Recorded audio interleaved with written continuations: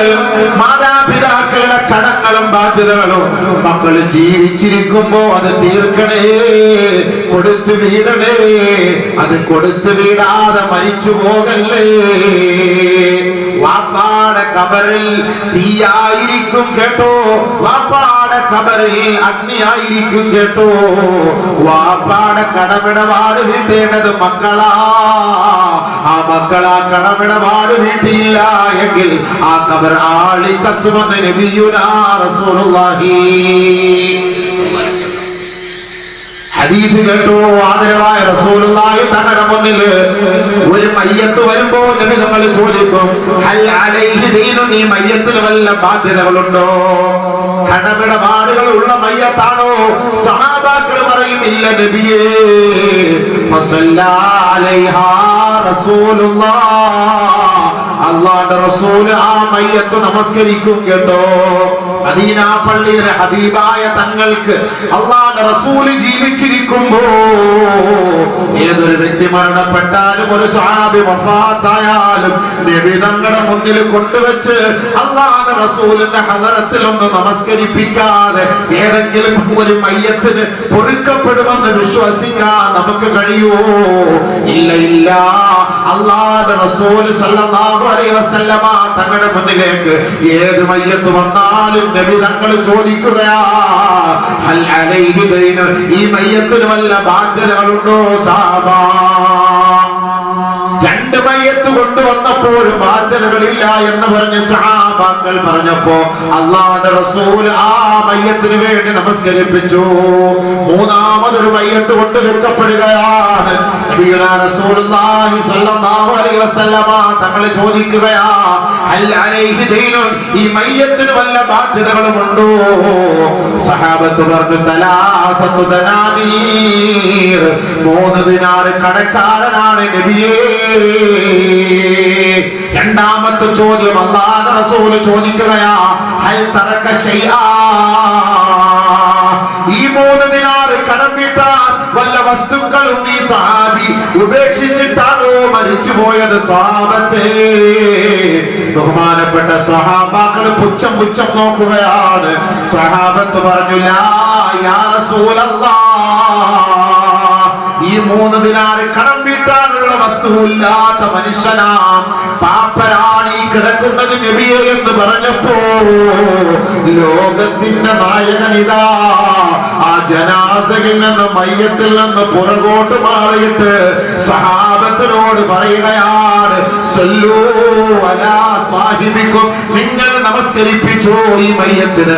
കടബാധ്യതയുള്ള മയ്യത്ത് നമസ്കരിപ്പിക്കാൻ എന്നെ കൊണ്ട് കഴിയില്ല സഹാബാ.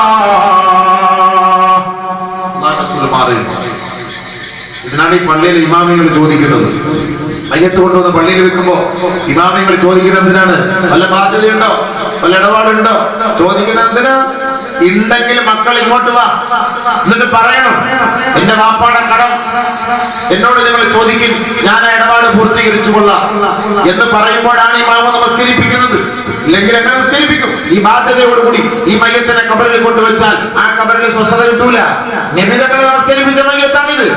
അല്ലാഹുവിന്റെ റസൂൽ സല്ലല്ലാഹു അലൈഹി വസല്ലമ തങ്ങളെ പുറകോട്ട് മാറിയപ്പോൾ സഹാബാക്കൾക്ക് അത്ഭുതമായി, പടച്ചവനെ, നബി തങ്ങൾ ജീവിച്ചിരിക്കുമ്പോ നമ്മുടെ ഒരു സഹോദരന്റെ മയ്യത്ത് അല്ലാഹുവിന്റെ റസൂൽ നിസ്കരിക്കാതെ പോയാൽ പിന്നെ നമുക്ക് എന്ത് വിഷമമായിരിക്കും?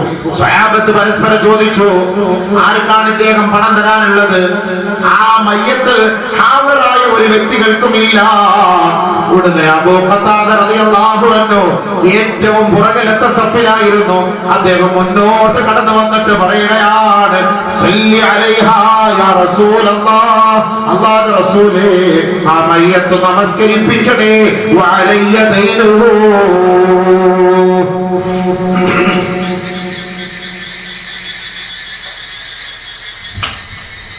ഹബീബുനാ റസൂലുള്ളാഹി സ്വല്ലല്ലാഹു അലൈഹി വസല്ലമ തങ്ങളോട് അബൂ ഖതാദ റളിയല്ലാഹു അൻഹു പറയുകയാണ്, അല്ലാഹുവിന്റെ റസൂലേ, ആ മയ്യത്ത് നമസ്കരിപ്പിക്കണേ, ഞാൻ അദ്ദേഹത്തിന്റെ കടം ഏറ്റെടുത്തോളാം. ഞാൻ ഏറ്റെടുത്തോളാം. സല്ലല്ലാഹു അലൈഹാ റസൂലുള്ളാഹ്, അല്ലാഹുവിന്റെ റസൂൽ മയ്യത്ത് നിസ്കരിച്ചു. അല്ലാഹുവിന്റെ റസൂൽ മയ്യത്ത് നിസ്കരിച്ചു. മയ്യത്തിനെ കൊണ്ടടക്കി. 2 ദിവസം കഴിഞ്ഞു. മദീന പള്ളിയുടെ ഓരത്തുകൂടി അബൂ ഖതാദ നടന്നു വരുമ്പോ ഹബീബായ റസൂലുള്ളാഹി തങ്ങൾ ചോദിക്കുകയാണ്, അല്ല അബൂ ഖതാദ, ഇന്നലെ ആ മയ്യത്തിന്റെ മുന്നിൽ വെച്ച് ഏറ്റെടുത്ത കടം നീ വീട്ടിയോ? നബിയെ, മറന്നുപോയി യാ റസൂലല്ലാഹ്, ഇപ്പോ വീട്ടിയിട്ട് വരാമെന്ന് പറഞ്ഞിട്ട് ആ സഹാബി വേഗം പോയി ആ കടം വീട്ടിയിട്ട് ഇലാ ഹദറത്ത് റസൂലില്ലാഹ്, നബി തങ്ങളുടെ ഹദറത്തിലേക്ക് വന്നിട്ട് ഖദൈതു ദൈനഹു യാ റസൂലല്ലാഹ്, അദ്ദേഹത്തിന്റെ കടം ഞാൻ വീട്ടി നബിയേ എന്ന് പറഞ്ഞപ്പോ അല്ലാഹുവിന്റെ റസൂൽ പറഞ്ഞതെന്തെന്ന് പറയട്ടെ സഹോദരങ്ങളെ. യാ അബാ ഖതാദ ഫൽആന ബറദത് അലൈഹിന്നാർ, ഈ 2 ദിവസം വരെ ഈ ഖബർ തീയായിരുന്നു സഹാബ. അദ്ദേഹത്തിന്റെ കടം വീട്ടിയപ്പോഴാണ് ആ ഖബറിലെ തീ അണഞ്ഞതെന്ന് ഹബീബുനാ ശഫീഉനാ റസൂലുള്ളാഹി സ്വല്ലല്ലാഹു അലൈഹി വസല്ലം. അപ്പാടെ ഉമ്മടൊക്കെ കടം പള്ളിയിൽ ഏറ്റെടുത്തിട്ട് മക്കള് സുഖിച്ച് ജീവിക്കുകയാണ്. പാവങ്ങള്. നബി ഹദീസ് സഹീഹാണ്, വളവും തിരിവുള്ള ഹദീസല്ല. നബി തങ്ങൾ നമസ്കരിപ്പിച്ച മയ്യത്തിൽ ഖബറിൽ കത്താണ്, പാവമാണെങ്കിൽ അല്ലാഹ് മാപ്പാക്കി കൊടുക്കും. ഇത് മറ്റുള്ളവന്റെ ഹക്കാണ്, മറ്റുള്ളവന്റെ ബാധ്യതയാണ്, അത് അടച്ചേ മതിയാവും. അതില്ലെങ്കിൽ അതിന്റെ പേരിൽ ആഖിറത്തിൽ ശിക്ഷയ്ക്ക് വിധേയനാകേണ്ടി വരും. അതിന്റെ ഉത്തരവാദിത്വം നിർവഹിക്കപ്പെടുന്നത് വരെ നരകത്തിൽ കിടക്കേണ്ടി വരും.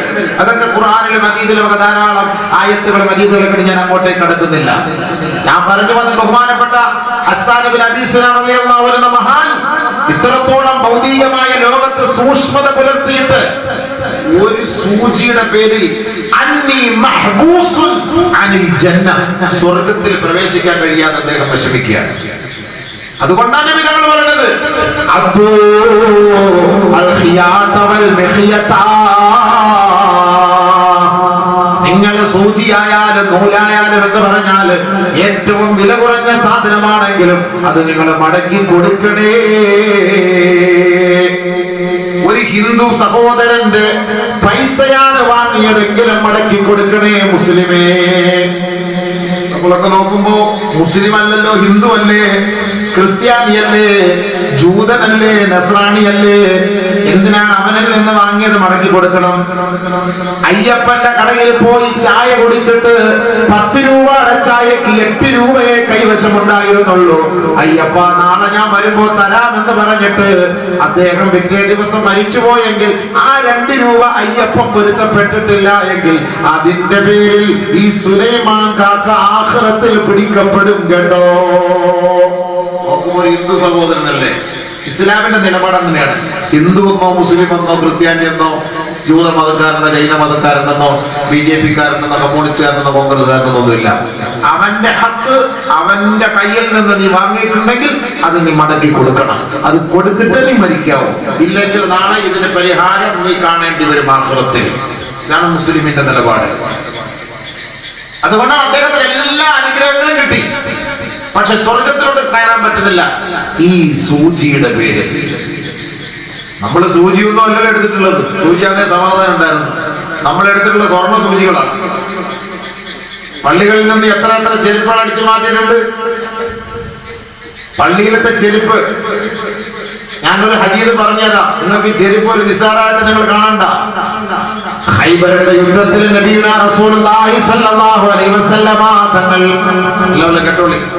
സഹാബാക്കളുടെ ചരിത്രം ഞാൻ പറയുന്നത്. സഹാബാക്കൾ നബിയും ഖൈബറിന്റെ യുദ്ധത്തില് ഖൈബറിന്റെ രണാളത്തിൽ ബഹുമാനപ്പെട്ട നബിയും സഹാബാക്കളും നടന്ന് പോവുകയാണ്. നടന്നിങ്ങനെ പോയിക്കൊണ്ടിരിക്കുകയാണ്. ആരൊക്കെ മരിച്ചു കിടക്കുന്നു, ആരൊക്കെ ഷഹീദായി മരിച്ചു കിടക്കുന്ന സഹാബാക്കളുടെ അരികിലൂടെ സ്വഹാബി നബിയും സഹാബാക്കൾ നടന്നു പോകുമ്പോ ആ മരുഭൂമിയിൽ കിടക്കുന്ന ആ മയ്യത്തിന്റെ അരികിൽ നിന്നിട്ട് സഹാബാക്കൾ പറയുകയാണ്, ഹനി അല്ലഹു ഷഹാദത്തു യാ റസൂലല്ലാഹ്, നബിയെ ഇദ്ദേഹത്തിന് ഷഹാദത്ത് കൊണ്ട് സന്തോഷവാർത്ത അറിയിക്കൂ നബിയെ. നബി തങ്ങൾ അദ്ദേഹത്തിന് വേണ്ടി ദുആ ചെയ്തു. പിന്നീട് അടുത്ത വ്യക്തിയുടെ അരികിലേക്ക് പോയി ആ മരിച്ചു കിടക്കുന്ന സഹാബിയുടെ അരികിൽ പോയിട്ട് സഹാബത്ത് പറയുകയാണ്, ഹനി അല്ലഹു ഷഹാദത്തു യാ റസൂലല്ലാഹ്, അല്ലാഹുവിന്റെ റസൂലേ അദ്ദേഹത്തിന് സ്വർഗ്ഗം കൊണ്ടൊരു സന്തോഷ വാർത്ത അറിയിക്കൂ നബിയെ. അദ്ദേഹത്തിന് വേണ്ടി നബി തങ്ങൾ ദുആ ചെയ്തു. അങ്ങനെ ഒരു മൂന്നാമത്തെ സഹാബിയുടെ അരികിലേക്ക് നബിയും സഹാബാക്കളെ കടന്നുപോയപ്പോ അല്ലാഹുവിന്റെ റസൂലിനോട് സഹാബത്ത് പറയുകയാ, ഹനി അല്ലഹു ഷഹാദത്തു യാ റസൂലല്ലാഹ്, നബിയേ ഈ സഹാബി ഷഹീദാണെന്ന് പറയൂ നബിയേ. അല്ലാഹുവിന്റെ റസൂൽ മിണ്ടുന്നില്ല.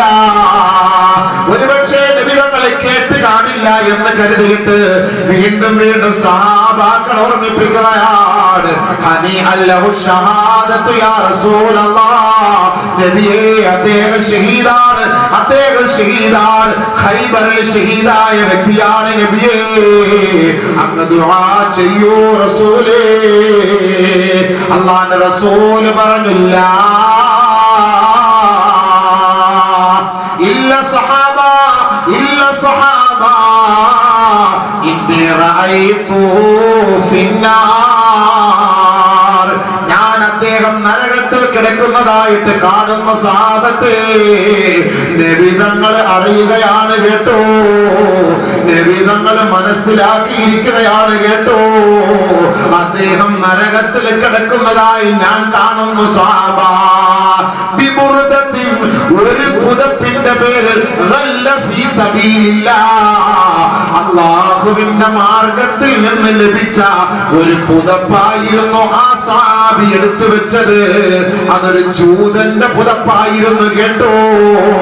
എത്രത്തോളം എന്ന് വെച്ചാൽ ലാ യുസാവി ദിർഹമേ, 2 രൂപ പോലും വിലയില്ലാത്ത, 2 ദിർഹമിന് പോലും വിലയില്ലാത്ത ഒരു കീറിയ പുതപ്പ്, അതൊരു ജൂതന്റെ പുതപ്പായിരുന്നു.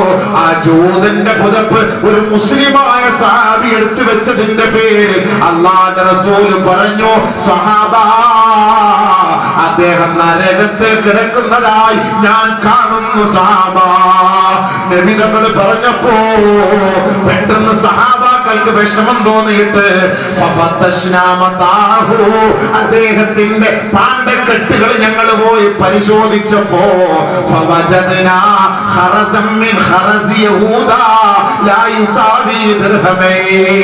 ആ കെട്ടിൽ നിന്ന് ഒരു ജൂതന്റെ 2 രൂപയ്ക്ക് പോലും വിലയില്ലാത്ത ഒരു കീറിയ പുതപ്പ് ഞങ്ങൾ കണ്ടുപോയി സഹാബാ.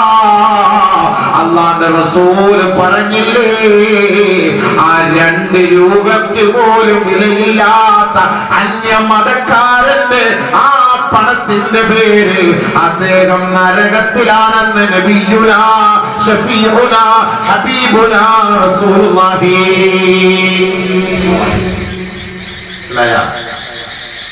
അയ്യപ്പന്റെയും ചങ്കുണ്ണിയുടെയും ഹിന്ദുവിന്റെയും ക്രിസ്ത്യാനിയുടെയും പല അടിച്ചു മാറ്റാവോ?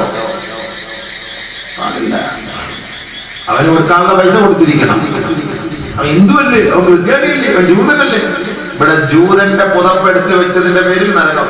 നബി തങ്ങൾ പറഞ്ഞു, ഇന്ന ശംലത ലതൽതഹിബു അലൈഹി നാറാ, ആ ഖബറിൽ ആ പുതപ്പ് അദ്ദേഹത്തിന് തീയായി ജ്വലിച്ചുകൊണ്ടിരിക്കുകയാണ്. നബി സല്ലല്ലാഹു അലൈഹി വസല്ലം ഇത് കേട്ടപ്പോ ഒരു സഹാബി ഓടി വരികയാണ്. ഒരു ചെരുപ്പിന്റെ കഷണം എടുത്തിട്ട് പറയുകയാണ്, യാ റസൂലല്ലാഹ് അസബതു ഖൈബറ, ഈ ചെരുപ്പിന്റെ ഒരു കഷണം ഖൈബറിൽ നിന്ന് കിട്ടിയതാണ്, ഞാൻ എടുത്തു വെച്ചു. അല്ലാഹുവിന്റെ റസൂൽ പറഞ്ഞു, ശിറാക്കും മിന്നാർ, ഈ കഷണം നരകത്തിന്റെ തീയാണ്. മറ്റൊരു സഹാബി ഓടി വരികയാണ്, ഒരു ജോഡി ചെരുപ്പുമായി കടന്നു വരുന്നു. അസബതു ഖൈബറ, നബിയേ ഈ 2 ചെരുപ്പ് ഞാൻ എടുത്തു ഒളിപ്പിച്ചു വെച്ചുപോയി ഖൈബറിൽ. അല്ലാഹുവിന്റെ റസൂൽ പറഞ്ഞു, ശിറാക്കാൻ മിന്നാർ, ഈ 2 ചെരുപ്പും നരകത്തിന്റെ 2 ഘടകങ്ങളാണ്. ഇങ്ങോട്ട് കൊണ്ടുവന്ന പള്ളിയിൽ നിന്ന് ചെരുപ്പെടുത്തോണ്ട് പോകുന്നവർ നാളെ ഇതേപോലെ കൊണ്ടുവരേണ്ടി വരും കേട്ടോ. നാളെ കൊണ്ടുവരും. അതൊക്കെ ചെറിയ കളിയല്ല ഇത്. സ്വർഗത്തിൽ പോകാനാണ് ബഹുമാനപ്പെട്ട മഹാന്മാര് അള്ളാഹുവിനെ ഇഷ്ടപ്പെട്ട ഔലിയാക്കളായി മാറിയത്, ആരിഫീങ്ങളായത്, ഔലിയാക്കളായി. ഇന്ന് നമ്മൾ അവരെയൊക്കെ പുകഴ്ത്തുന്നത് എന്തുകൊണ്ട്? അവരൊക്കെ അള്ളാഹുവിനെ ഇഷ്ടപ്പെട്ടു. അള്ളാഹുവിനെ ഇഷ്ടപ്പെട്ടു, അവര് തൃപ്തിപ്പെട്ടു, അവര് ഹറാമ സൂക്ഷിച്ചു, ഹലാലിനെ തന്റെ ജീവിതത്തിൽ കൊണ്ടുവന്നു. ഒരു തന്റെ മാതാവ് ഹലാലായ ഭക്ഷണമല്ലാത്ത ഭക്ഷണം കൊടുത്തിട്ടില്ല. അങ്ങനെയാണ് ഒരു ഉമ്മ ഒരു കുട്ടിയെ വളർത്തിയെടുക്കേണ്ടത്. ഇന്ന് വഴിതെറ്റിപ്പോകുന്ന യുവാക്കൾ, നമ്മുടെ മക്കൾ, ഈ പിഞ്ചോമനകൾ വഴിതെറ്റിപ്പോകാനുള്ള കാരണം ആരാ? ഉമ്മ. ഞാൻ 100 വട്ടം പറയുന്നു, ഉമ്മ. ലോക ചരിത്രത്തിൽ കുട്ടികളെ നന്നാക്കിയതിന്റെ പങ്ക് ഉമ്മയ്ക്കുണ്ട്. ലോക ചരിത്രത്തിൽ കുട്ടികൾ പിഴച്ചുപോയതിന്റെ ഉദാഹരണവും ഇസ്ലാമിലുണ്ട്, ഖുർആനിലുണ്ട്. ളറബല്ലാഹു മസലൻ ലില്ലദീന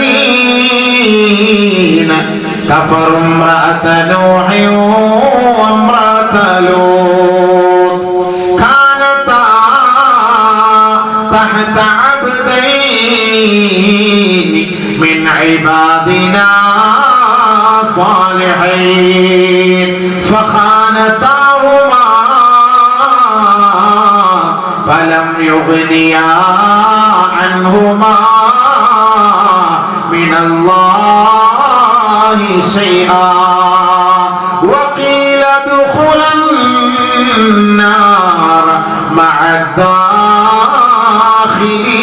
الداخلين. പിഴച്ചുപോയ രണ്ട് ഉമ്മയെ കുറിച്ച് ഖുർആൻ പറയുകയാണ് കേട്ടോ. അതാരാണ്? സാധാരണ ഔലിയാക്കളുടെ ഭാര്യമാരല്ല കേട്ടോ. ലോകത്ത് 950 വർഷക്കാലം ദീനിന്റെ പ്രബോധനം നടത്തിയ മഹാനായ സയ്യിദുനാ നൂഹ് അലൈഹിസ്സലാം, സയ്യിദുനാ ലൂത്ത് അലൈഹിസ്സലാമിന്റെ ഭാര്യമാരെ കുറിച്ച് ഖുർആൻ പറയുകയാ. അവര് രണ്ടുപേരും സാലിഹീങ്ങളായ 2 ദാസന്മാരുടെ ഭാര്യമാരായിരുന്നു കേട്ടോ. പക്ഷേ ഫഖാനതാഹുമാ,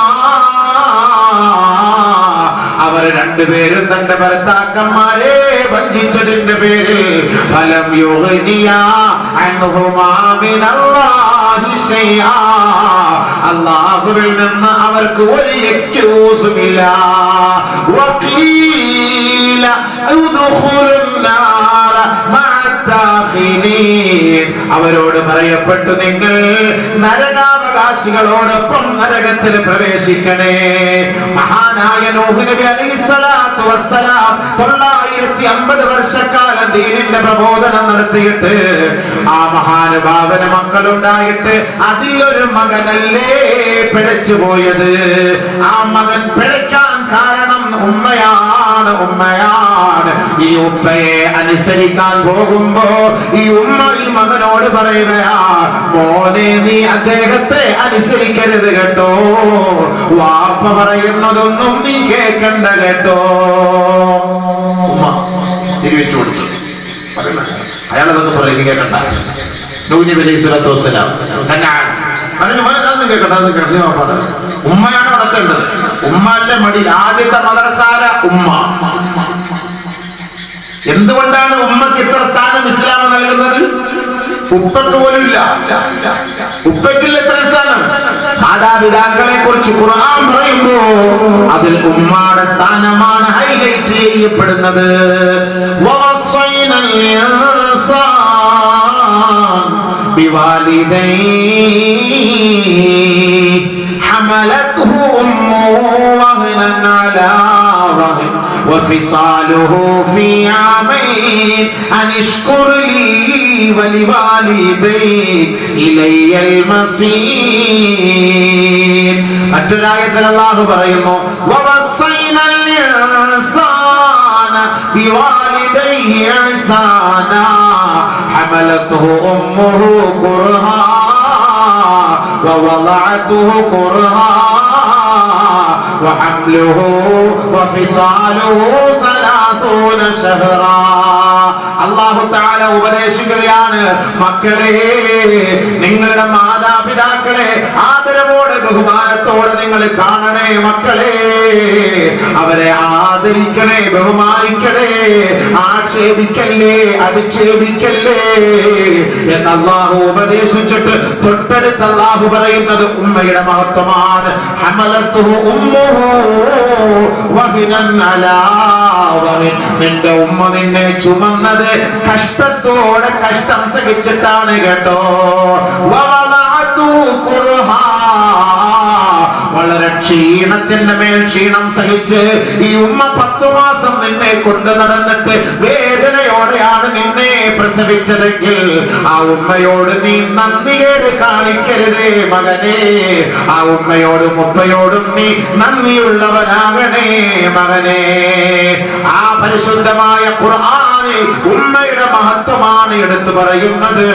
അല്ലാഹുവിന്റെ റസൂൽ സല്ലല്ലാഹു അലൈഹി വസല്ലമ തങ്ങൾ ഈ ഇരിക്കുന്ന സ്ത്രീകളോട്, ഈ ഉമ്മമാരോട്, മാതാക്കളോട് ഒരു പ്രത്യേകമായ ഉപദേശം നൽകിയിട്ടുണ്ട് കേട്ടോ.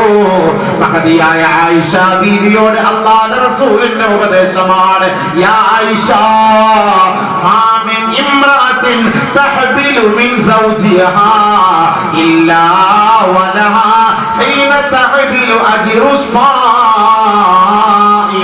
ബിന്നഹാരി വഅജ്റുൽ ഖായിമി ബില്ലൈൽ വൽഗാസി ഫീ സബീലില്ലാഹ്. ഗർഭം എന്ന് പറയുമ്പോ അത് സർവ്വസാധാരണമായി കാണണ്ട കേട്ടോ. ഗർഭിണികൾ എന്ന് പറഞ്ഞാൽ അവർക്കുള്ള മഹത്വം ഇസ്ലാം വിവരിക്കുകയാണ് കേട്ടോ. ഇന്ന് ഇരിക്കുന്ന ഈ ജംഗ്ഷനിൽ ഇരിക്കുന്ന ഈ പ്രഭാഷണം കേൾക്കുന്ന നിങ്ങൾക്കാർക്കെങ്കിലും താൻ ഗർഭിണിയാണ്, തന്റെ മഹത്വം എന്തെന്നറിയുമോ പെങ്ങളെ? എങ്കിൽ അല്ലാഹുവിന്റെ റസൂൽ പഠിപ്പിക്കുകയാണ് മഹദിയായ ആയിഷ ബീവിയോട്, ആയിഷേ നീ പറയണേ, ഏതെങ്കിലും ഒരു പെണ്ണ് തന്റെ ഭർത്താവിൽ നിന്ന് അവൾ ഗർഭം ധരിച്ചാൽ ഹീന തഹബിലുഹാ, അവൾ ഗർഭം ധരിച്ച സമയം മുതൽ അവൾ പ്രസവിക്കുന്ന സമയം വരെ ഈ 9-9.5 മാസക്കാലത്തോളം ആ ഗർഭിണിയായ പെണ്ണിനുള്ള കൂലി എന്തെന്നറിയോ? വലഹാ മിസ്ലു അജ്രി സായിമി ബിന്നഹാർ. പകൽ സമയം മുഴുവനും നോമ്പെടുത്തതിന്റെ പ്രതിഫലമാണ് 9.5 മാസക്കാലത്തോളം ഒരു ഗർഭിണിയായ പെണ്ണ് തുടരെ തുടരെ നോമ്പെടുത്തിട്ടുണ്ട് കേട്ടോ. തീർന്നില്ല പെങ്ങളെ, വഅജ്റുൽ ഖായിമി ബില്ലൈൽ, പാതിരാ സമയത്ത് 9.5 മാസക്കാലത്തോളം നീ രാത്രി നിന്ന് നമസ്കരിച്ചതിന്റെ പ്രതിഫലമാണ് രേഖപ്പെടുത്തപ്പെടുക. തീർന്നില്ല പെങ്ങളെ, അൽഗാസി ഫീ സബീലില്ലാഹ്, അല്ലാഹുവിന്റെ മാർഗത്തിൽ വീരമൃത്യു വരിക്കാൻ സർവസന്നാഹങ്ങളോടുകൂടി സമരത്തിൽ പങ്കാളിത്തം വഹിച്ചതിന്റെ പ്രതിഫലം അല്ലാഹു നിനക്ക് രേഖപ്പെടുത്തുമെന്ന് നബിയുനാ റസൂലുള്ളാഹി. ഒരു ഗർഭിണി പെണ്ണിന് കിട്ടുന്ന പ്രതിഫലം 9.5 മാസം പകൽ സമയത്ത് നോമ്പ്, രാത്രി നിസ്കരിച്ചതിന്റെ പ്രതിഫലം. റമദാൻ മാസത്തെ നോമ്പെടുക്കാൻ പെടുന്ന പാട്, രാത്രി തറാവി നിസ്കരിക്കാൻ പെടുന്ന പാട്. ഊളയിടാണ് തറാവി നിസ്കരിക്കാൻ. ആദ്യത്തെ 2 റക്അത്തിൽ പോയി നിസ്കരിക്കും, ബാക്കി അവൻ സിറ്റൗട്ടിൽ പോയിരിക്കും, അവസാനത്തെ 2 റക്അത്തിൽ നിസ്കരിക്കും. ഉഡായിപ്പന്മാരുടെ നോമ്പിന്റെ കൂട്ട്. തലനോമ്പ് 3 പിടിക്കും, 27-ന്റെ അന്ന് ഒരു നോമ്പും പിടിക്കും. അപ്പൊ 27-3 എത്രയായി? വളരെ പെട്ടെന്നാണ് അല്ലേ? തിരക്കുള്ള യാസീൻ ഓതുന്നത് പോലെ. യാസീൻ ഖുർആനിലെ കലമൽ മുർസലീൻ അലാ സിറാത്തിൽ മുസ്തഖീം സിറാത്തൽ ലദീന അൻഅംത അലൈഹിം ഗൈറിൽ മഗ്ദൂബി അലൈഹിം വലദ്ദാലിൻ. യാസീൻ പരിപാടി വളരെ പെട്ടെന്ന് കാര്യങ്ങളൊക്കെ നടത്താൻ ഇതല്ലേ. നമ്മുടെ സഹോദരിമാർക്ക് നോമ്പ്, അവര് റമദാൻ മാസത്തിലെ ഖളായി നോമ്പ് വീട്ടാറില്ല. ഇപ്പൊ 6 മണിയാ മഗ്രിബ്, പിടിച്ചോ, നല്ല സമയം, മഴയുണ്ട്. 5 മണി to 6 മണി വരെ നോമ്പ് പിടിക്കാം. ഖളാ വീട്ടിക്കോ, നിങ്ങളെ എത്ര നോമ്പ് നീ ഖളാ ആക്കിയിട്ടുണ്ടോ അത് വീട്ടിക്കോ. മക്കളോടും പറയാം ഖളാ വീട്ടാൻ പറയാം. ഇപ്പൊ നല്ല സമയമാണ് 6 മണിക്ക്, മറ്റേ 6:50 വരെ പോകണം. 50 മിനിറ്റ് അള്ളാഹ് കൺസിഡർ ചെയ്ത് തന്നിരിക്കുകയാണ്. ഒരു സുന്നത്ത് നോമ്പ് പിടിക്കാൻ പറ്റാത്ത പെണ്ണുങ്ങൾക്ക് അല്ലാഹു തആല എഴുതി കൊടുക്കണം. കാരണം ആ ഗർഭം ധരിക്കുമ്പോൾ അതിൻ്റെതായ ത്യാഗമുണ്ട്. അതുകൊണ്ടാണ് നമുക്കെല്ലാം അറിയാം അതിന്റെ ബുദ്ധിമുട്ട്. ഗ്യാസ് കയറുമ്പോൾ അങ്ങനെയുണ്ട് നമ്മുടെ അവസ്ഥ. ഗ്യാസ് കയറുമ്പോ എങ്ങനെയുണ്ട്? എഞ്ചിനീയർ അല്ല, ഗ്യാസ് കയറുമ്പോ അത് കുറച്ച് സമയം ഒരു ഇഞ്ചക്ഷൻ എടുത്ത് ഇച്ചിരി ഇഞ്ചി നീരോ ഇച്ചിരി വെളുത്തുള്ളിയൊക്കെ അടിച്ച് അതങ്ങ് തീരുമ്പോ 2 ഗ്യാസ് പടപടാന്ന് പൊട്ടുമ്പോ പൊക്കാൻ പോകുന്ന പോലെ പോയി കഴിഞ്ഞാൽ പ്രശ്നം തീർന്നു, അവന്റെ കാര്യം തീർന്നു. എന്നാ ഇത് മറ്റേതോ അങ്ങനെയാണോ? തീരുന്ന കേസാണോ? ഒന്ന് കിടക്കാൻ പറ്റുമോ? ഇടത്തോട്ട് ചരിഞ്ഞു കിടക്കണമെങ്കിൽ എഴുന്നേറ്റിരുന്ന് മെല്ലെ ചരിയണം, വലത്തോട്ട് ചരിയണമെങ്കിൽ എഴുന്നേറ്റിരുന്ന് മെല്ലെ ചരിയണം. കമിഴ്ന്ന് കിടക്കാൻ പോലും പറ്റൂല. നിവർന്ന് കിടക്കുമ്പോ നടുവിന് വല്ലാത്ത വേദനയാണ്. നടുവ് വേദന സഹിക്ക വയ്യാതെ തൊട്ടടുത്ത് കിടക്കുന്ന മച്ചയോട്, ഭർത്താവിനോട് ഒന്ന് പറഞ്ഞാലോ, ഇക്ക ഒന്ന് തടവി തരുമോ എന്ന് ചോദിക്കാൻ വേണ്ടി ഒന്ന് തിരിഞ്ഞു നോക്കുമ്പോ അദ്ദേഹം വലിക്കാണ്. എങ്ങനെയാണ് അദ്ദേഹത്തെ വിളിക്കുക? പാവം പെണ്ണ് സ്വന്തം കൈകൊണ്ടങ്ങ് തടവും. പാവം ഇക്ക ക്ഷീണിച്ചു വന്ന് കിടക്കുകയാണ്. അങ്ങനെ കിടക്കട്ടെ. പെണ്ണുങ്ങളെ കഷ്ടമാണ്. അല്ലാഹു ദീർഘായുസ്സ് കൊടുക്കട്ടെ. അവരെ നമ്മൾ നോക്കുമ്പോ ഇക്ക ഭയങ്കര ഉറക്കം, പാവം, വേണ്ട, നടുവ് സഹിക്കാൻ വയ്യ. എന്നാലും അവള് പറ്റുന്ന കൈകൊണ്ട് ഇക്കായെ ബുദ്ധിമുട്ടിക്കുന്നില്ല. എന്നിട്ട് രാവിലെ പറയും, എനിക്ക് ഭയങ്കര നടുവ്, നീ എന്താണ് എന്നെ വിളിക്കാൻ? എന്നെ വിളിച്ചൂടെ, ഞാൻ നമുക്ക് തടവി തരൂല്ലേ? ഓ ഇക്ക, ഞാൻ ഒന്ന് വിളിക്കാൻ വേണ്ടി തരുന്നപ്പോ കുളത്തിൽ കിടന്ന് മുക്കറ ഇടുന്ന പോലെ, ഞാൻ എങ്ങനെ ഇക്ക ഇത് കണ്ടിട്ട് വിളിക്കാനെ? ഇക്ക ഞാൻ പിന്നെ അങ്ങ് സ്വന്തമായിട്ട് അങ്ങ് തടവി. അല്ലേ? ആ സഹോദരിമാർക്ക് അങ്ങനെയല്ലേ? അവർക്ക് പാവം 4 മണിക്ക് രാവിലെ എഴുന്നേറ്റ് കുട്ടികൾക്ക് ചാപ്പാടുണ്ടാക്കി കൊടുക്കും. നമ്മൾ ആ സമയത്ത് ആലോചിച്ച് നോക്കി എത്ര പണിയാ അവരൊക്കെ ചെയ്ത്. നമ്മൾ വിചാരിക്കും ഇവർക്കൊന്നും ഒന്നുമില്ല, എന്ത് ത്യാഗമെന്നറിയോ. ഇതുകൊണ്ടായിരുന്നു എഴുതി. അപ്പൊ ഗർഭിണിയാകുമ്പോ അതിനും കൂടെ ചേർത്തിട്ട് ഈ പണിയൊക്കെ എടുത്തു. അപ്പൊ അല്ലാഹു തആല എത്ര കൂലി എഴുതി കൊടുക്കാന്ന് ആലോചിച്ച് നോക്കി. എത്ര കൂലിയാ നമുക്ക് കിട്ടോ? ഏതെങ്കിലും ഒരു പുരുഷന് 10 മാസത്തോളം നോമ്പെടുത്തതിന്റെ പ്രതിഫലം ഉണ്ടെന്നുള്ള ഇത് ഹദീസുണ്ടോ?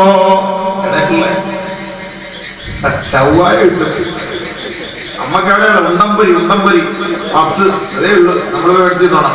ഇതൊക്കെ അള്ള കൊടുക്കുകയാണ്. എന്നാ നിനക്ക് അള്ള തരും. ഗർഭപാത്രം എടുത്ത് നീ വിറ്റ് ചെയ്ത് വരും, അള്ളാഹു തരും. അപ്പൊ അവർക്ക് അള്ളാഹു കൊടുക്കാണ്. 9.5 മാസം വരെ നോമ്പെടുത്തതിന്റെ പ്രതിഫലം. രാത്രി നമസ്കരിച്ചിട്ട് കൂലി. അള്ളാന്റെ മാർഗ്ഗത്തിൽ ഷഹാദത്ത് തീർന്നില്ല. പെങ്ങളെ, നീ പ്രസവ വേദനയെടുത്ത് ആശുപത്രിയിലേക്ക് പോകുമ്പോ ലേബർ റൂമിലേക്ക് പ്രവേശിച്ചാൽ യാ ആയിഷ മാമിൻ ഇംറാത്തിൻ അതാഹത് തൽഖൂ, ഏതെങ്കിലും ഒരു പെണ്ണിന് പ്രസവ വേദന എടുക്കുമ്പോ ബികുല്ലി തൽഖത്തിൻ ഇത്ഖു നസ്മാ, ഓരോ പ്രസവ വേദനയുടെ ഓരോ സമയങ്ങളിലും അവൾ അല്ലാ എന്ന് വിളിക്കുമ്പോ അറേബ്യൻ രാജ്യത്ത് വില കൂടിയ അടിമകളെ മോചിപ്പിച്ചതിന്റെ പ്രതിഫലം അവളുടെ പേരിൽ രേഖപ്പെടുത്തപ്പെടുമെന്ന് നബിയുനാ റസൂലുള്ളാഹി. വലിയ കൂലി, അടിമകളെ മോചിപ്പിച്ചാൽ ഏറ്റവും വലിയ കൂലിയാണ്. അപ്പൊ അറേബ്യൻ നാട്ടിൽ വില കൂടിയ അടിമയുണ്ട്, വില കുറഞ്ഞ അടിമയുണ്ട്. വില കുറഞ്ഞ അടിമ റഖബത്ത്, വില കൂടിയ അടിമ നസ്മത്ത്. അപ്പൊ വില കൂടിയ അടിമയെ അല്ലാഹു തആല കൊടുക്കും. അതാർക്കാണ്? ഈ പ്രസവ വേദന എടുക്കുമ്പോ അല്ലാഹ് വിളിക്കൂലേ? ആ വിളി എത്ര പ്രാവശ്യം വിളിച്ചോ മലക്കൾ രേഖപ്പെടുത്തും. 7 പ്രാവശ്യം വിളിച്ചപ്പോ പ്രസവിച്ചു. 7 അടിമകളെ മോചിപ്പിച്ചതിന്റെ പ്രതിഫലം. അതുകൊണ്ട് പെണ്ണുങ്ങളെ വിളിച്ചോണം, ഇഷ്ടം പോലെ വിളിച്ചോ. ആ സമയത്ത് വിളിച്ചോണം. കിട്ടുന്ന ചാൻസ് പിന്നെ കിട്ടൂല, വെളി വന്നാൽ അത് കിട്ടൂല. പിന്നെ 2 മാസം 2 വർഷം പാല് കൊടുക്കണം.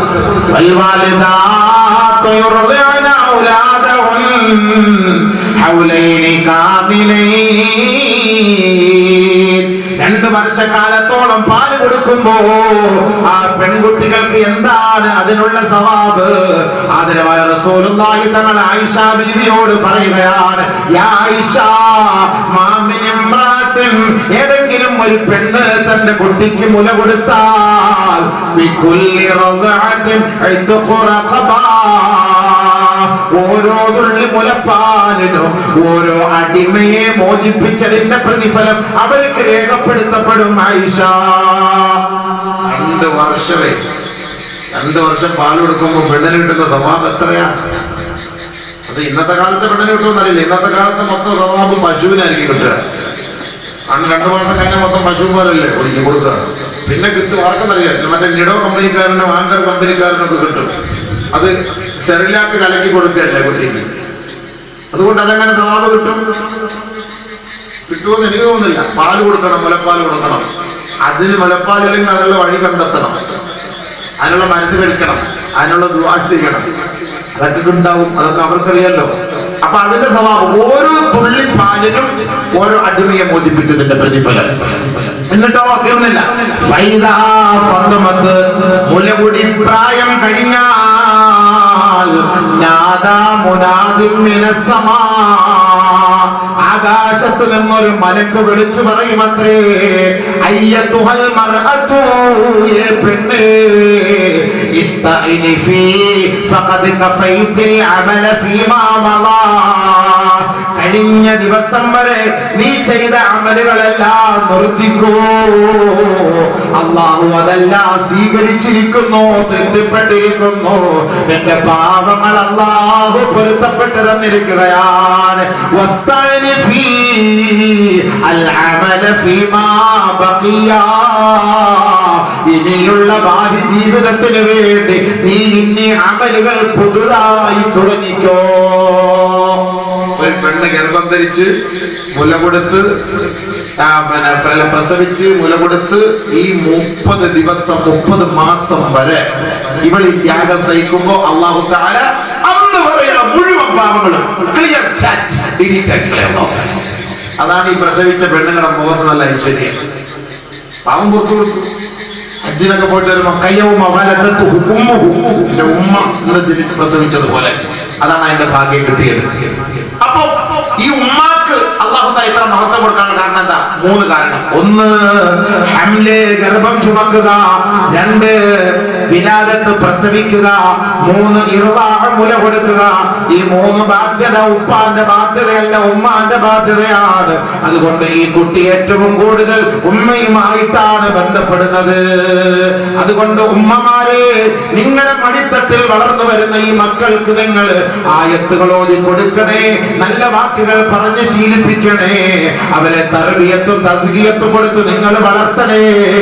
അവരെ മടിയിൽ വെച്ചിട്ട് നിങ്ങൾ സിനിമ കാണരുതേ, അവരെ മടിയിൽ വെച്ചിട്ട് നൃത്തം കാണരുതേ, അവരെ മടിയിൽ വെച്ചിട്ട് സീരിയൽ കാണല്ലേ. ഈ കുഞ്ഞുമക്കളുടെ കൽബിലേക്ക് ഇത് പെട്ടെന്ന് സേവിങ് ആവും കേട്ടോ. പിന്നീട് ഈ കുട്ടി വളർന്നു വന്നാൽ ഈ ഉമ്മയെ അനുസരിക്കില്ല പെങ്ങളെ. ഇത് വെറുമൊരു വാക്കല്ല കേട്ടോ. അതാണ് മഹാന്മാര് പറയുന്നത്, ഒരു പെണ്ണ് ഗർഭിണിയാകുമ്പോ ആ ഗർഭസ്ഥ ശിശുവിനെ ഉള്ളിൽ വെച്ചിട്ട് അവള് ഖുർആൻ ഓതണം, ദിക്ർ ചൊല്ലണം, സ്വലാത്ത് ചൊല്ലണം, തസ്ബീഹുകൾ നടത്തണം, ഇസ്തിഗ്ഫാർ ചെയ്യണം. എങ്കിൽ ആ പൊന്നുമകൻ വളർന്നു വരുമ്പോ ഈ മാതാപിതാക്കൾക്ക് ഗുണമുള്ള മകനായി വളർന്നു വരും.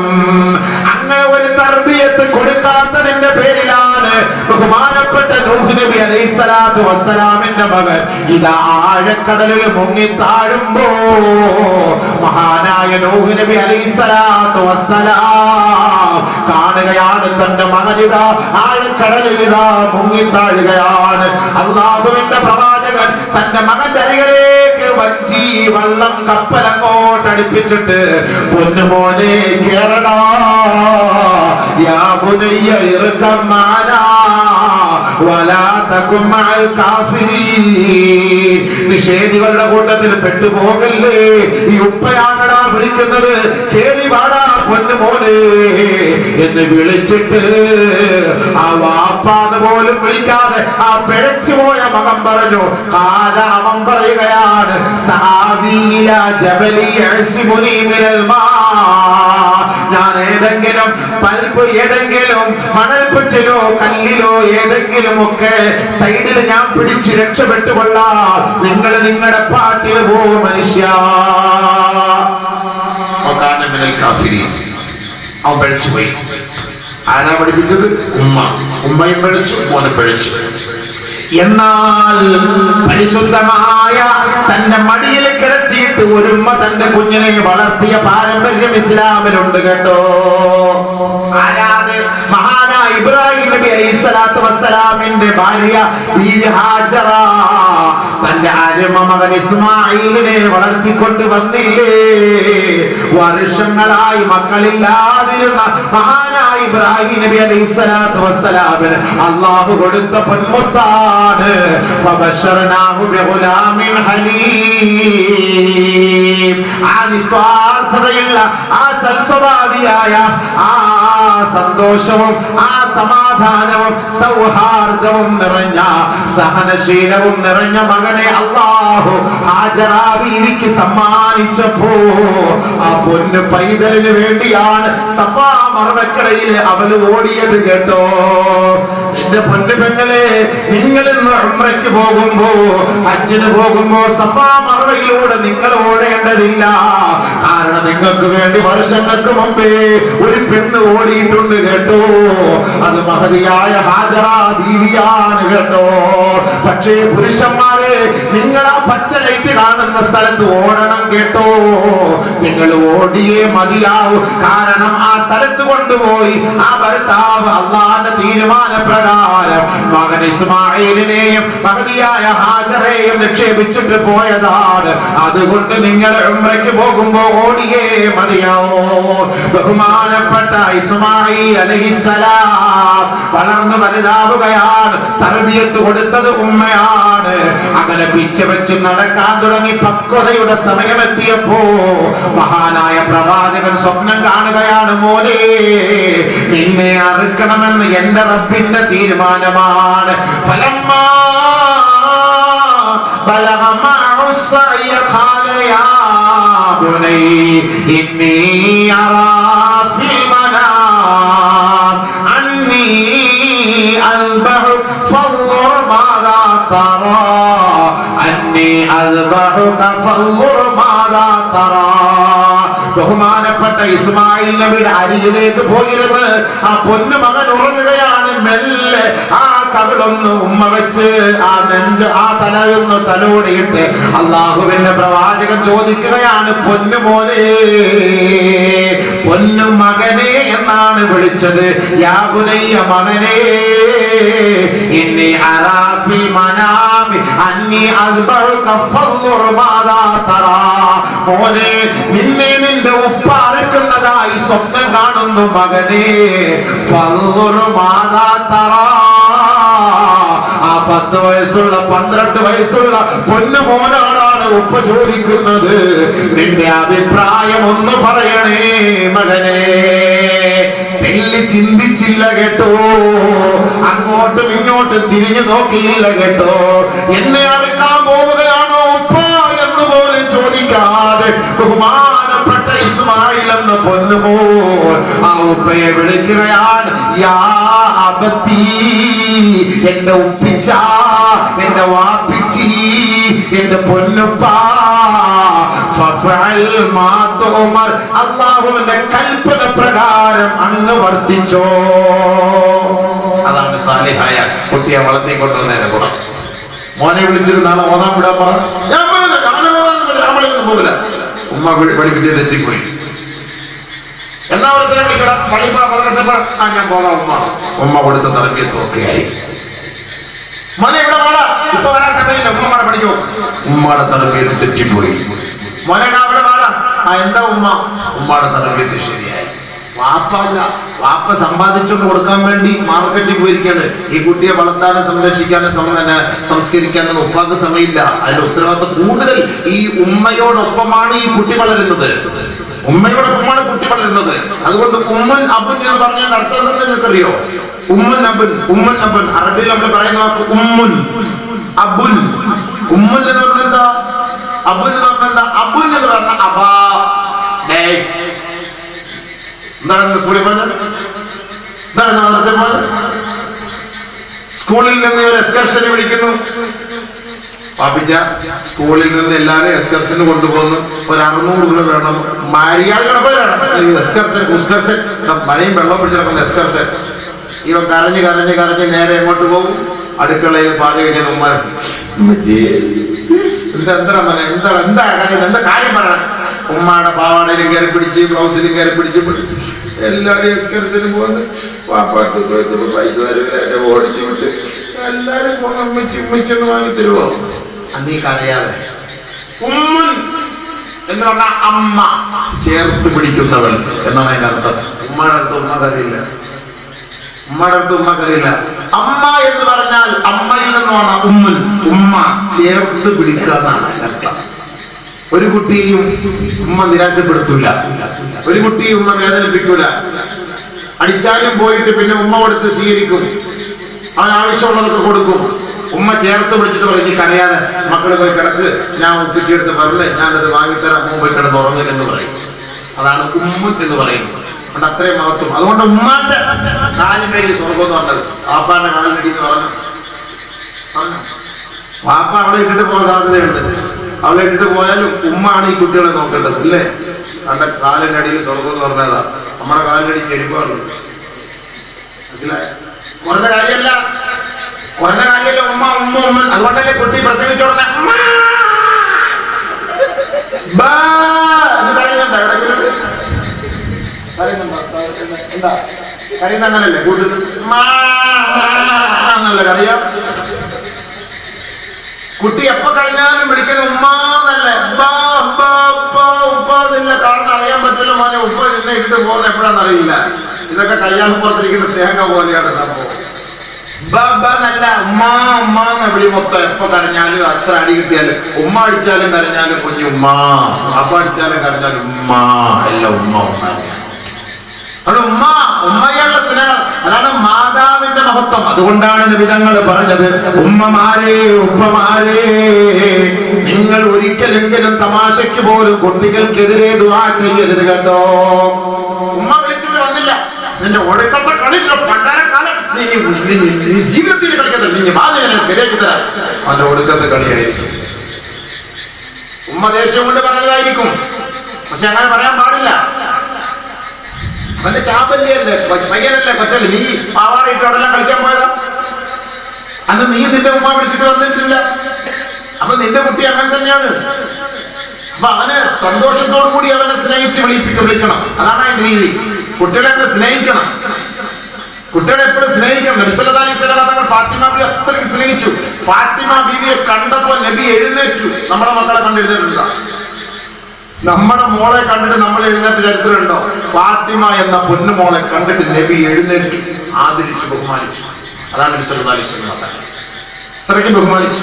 സ്നേഹിക്കണം മക്കളെ, സ്നേഹത്തിന്റെ വാക്കുകൊണ്ട് അവരെ സ്വീകരിക്കണം. അവരുടെ ആവശ്യങ്ങൾ നിർവഹിച്ചു കൊടുക്കണം. തിന്നാൻ പറ്റാത്ത സാധനം, കൊടുക്കാൻ പറ്റാത്ത സാധനം മക്കളെ പിന്നെ തരാൻ വാപ്പിച്ച് പിന്നെ മേടിച്ചാലും നമുക്ക് ഇപ്പൊ വാപ്പിച്ച കയ്യിൽ പൈസ കൂട്ട. ഐസ്ക്രീം പറയണം മക്കളെ, അത് അങ്ങനെ ഇപ്പൊ ഐസ്ക്രീം പറ്റില്ല, അപ്പൊ മര്യാദ ഉണ്ടാവില്ല. ഐസ്ക്രീം തൊട്ട വേദന കൊറോണ മിണ്ടാതെ കിടന്നോ കേട്ടോ, എന്റെ കുറെ ഐസ്ക്രീം അങ്ങനെ പറയരുത്. മക്കളെ പിന്നെ മേടിച്ചാലാക്കളെ വാപ്പിച്ച് പൈസ പൊന്നല്ലേ ചക്കരല്ലേ രണ്ട് ഉമ്മാല കൊടുക്കും, അവൻ മിണ്ടാവില്ല. പിന്നെ കൂടുതൽ കളിക്കുമ്പോൾ മൊബൈൽ എടുത്ത് കൊടുത്തേച്ചാൽ മതി, സമാധാനം. അത് ഏറ്റവും വലിയ ഐസ്ക്രീം ഈ മൊബൈലാണ്. അതവന്റെ കയ്യിൽ കൊടുത്തു കഴിഞ്ഞാൽ അവന് വേറെ ഒരു സാധനം ദുനിയാവിൽ വേണം. അപ്പൊ ബഹുമാനപ്പെട്ട ഇസ്മായിൽ നബി അലൈഹി സ്വലാത്തു വസ്സലാം, അത് ബാക്കി എഴുതി തന്നാൽ മതി, ഞാൻ ദുആ ചെയ്യുമ്പോൾ ലാസ്റ്റ് ചേർത്ത്. അപ്പൊ അത് ബാപ്പ പറഞ്ഞതനുസരിച്ച് ഉമ്മ പറഞ്ഞാണ്ട് തർബിയത്ത് കൊടുത്തപ്പോ അതനുസരിച്ച് ആ കുട്ടി വളർന്നു വന്നു. അപ്പൊ ഞാൻ പറഞ്ഞത് ഏറ്റവും കൂടുതൽ ഉമ്മമാര് നമ്മുടെ കുട്ടികളെ ശ്രദ്ധിക്കണം. ഏറ്റവും കൂടുതൽ ശ്രദ്ധിക്കേണ്ടത് അവരാണ്. വൈകിട്ട് ഉറങ്ങുന്നതിന് മുമ്പ് ഈ ഫോൺ എല്ലാ കുട്ടികളുടെ കയ്യിൽ നിന്ന് മാതാപിതാക്കൾ വാങ്ങി വെക്കണം. അത് വെക്കണം. അതാണ് ഏറ്റവും കൂടുതൽ നെടങ്ങേറി ഈ ഒരു സാധനമാണ്. എല്ലാം മൊത്തത്തിൽ പ്രശ്നങ്ങളാണ്. അതുമായി ബന്ധപ്പെട്ട് കുറെ വിഷയങ്ങൾ സംസാരിക്കാനുണ്ടായിരുന്നു. പോട്ടെ, അല്ലാഹു സുബ്ഹാനഹു വ തആല എന്തായാലും നമ്മുടെ മക്കളെ അല്ലാഹു നമ്മളെ അനുഗ്രഹിക്കട്ടെ, സഹായിക്കട്ടെ. നമ്മുടെ മക്കൾ ആഖിറത്തിൽ നമുക്ക് ഗുണമുള്ള മക്കളായി മാറണം. അതാണ് നമുക്ക് വേണ്ടത്.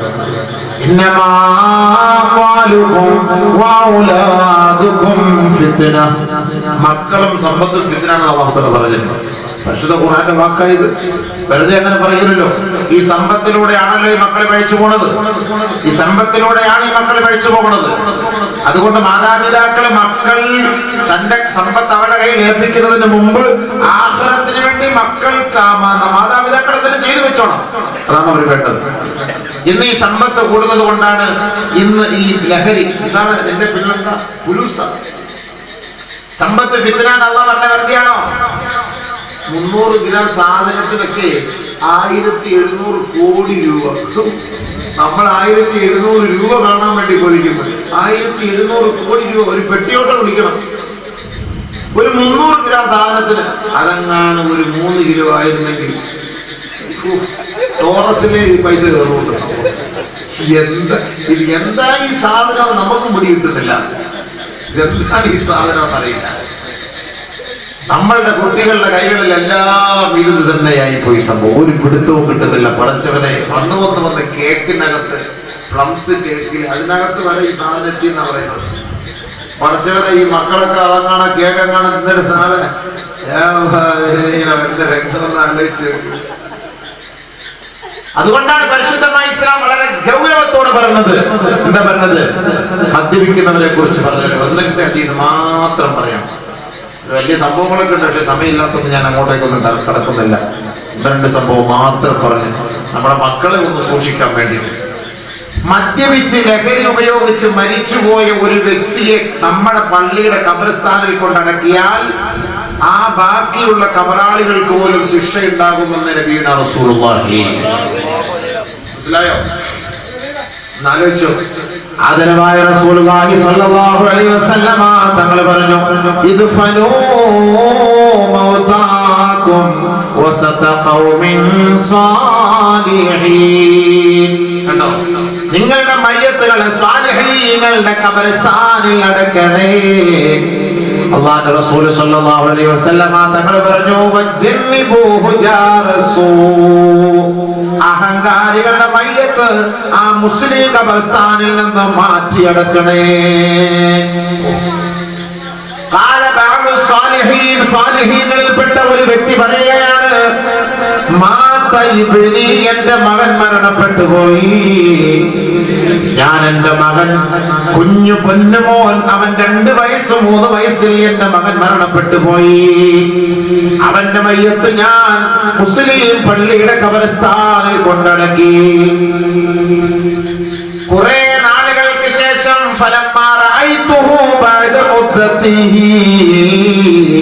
കുറെ നാളുകൾക്ക് ശേഷം എന്റെ മകനെ ഞാൻ സ്വപ്നത്തിൽ കാണുമ്പോ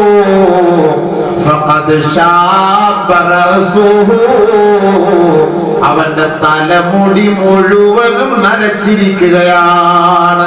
കൊച്ചുകുട്ടി തലമുടിയോടെ നരയ്ക്കാനാണ്.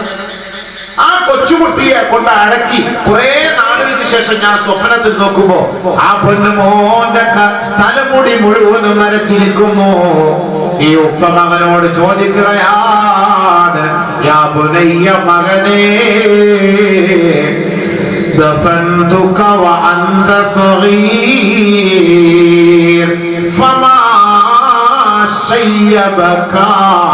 മകനെ, നിന്നെ നിന്റെ ഉപ്പ അടക്കിയപ്പോ നിന്റെ തലമുടി നരച്ചില്ലായിരുന്നല്ലോ. ഇപ്പോൾ ഈ ഉപ്പ സ്വപ്നത്തിൽ കാണുന്നു നിന്റെ തലമുടി മുഴുവനും നരച്ചതായി. നിന്നെ നരയിപ്പിച്ച വസ്തുത ഏതാണ് മകനെ? ഉടനെ ആ കുട്ടി പ്രതികരിക്കുകയാണ്, യാബത്തി, എന്റെ ഉപ്പ,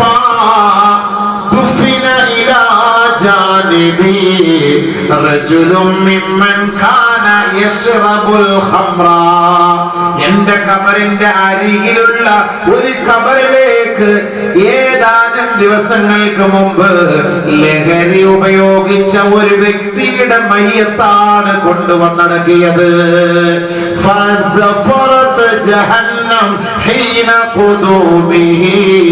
അവന്റെ മയ്യത്ത് ആ ഖബറിലേക്ക് കൊണ്ടുവരുമ്പോ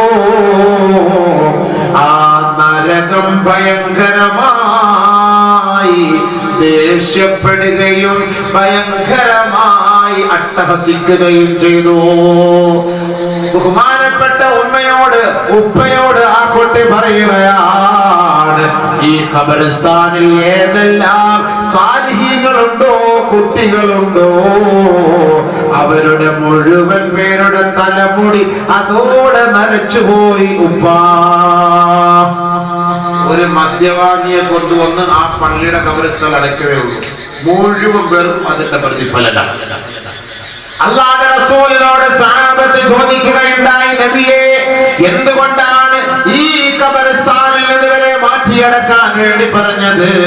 അല്ലാഹുവിന്റെ റസൂലേ, അവരുടെ ഖബറിൽ ഇറങ്ങുന്ന ശിക്ഷയുടെ പ്രതിഫലനം മറ്റുള്ളവർക്കുണ്ടാകുമോ?